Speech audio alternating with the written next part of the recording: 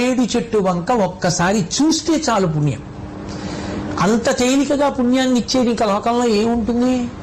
దర్శనం, స్పర్శనం. మీకు అవకాశం ఉందా? ఒకసారి మారేడు చెట్టును ముట్టుకుంటే చాలు. సూర్యాస్తమయం కాకముందు ఒకసారి మారేడు చెట్టును ముట్టుకుంటే చాలు. స్పర్శనం, దర్శనం పుణ్యం. ఇక అవకాశం ఉండి దానికి ఒక ప్రదక్షిణం కూడా చేస్తాను అంటే ఇంకంతకన్నా భాగ్యం ఏముంది?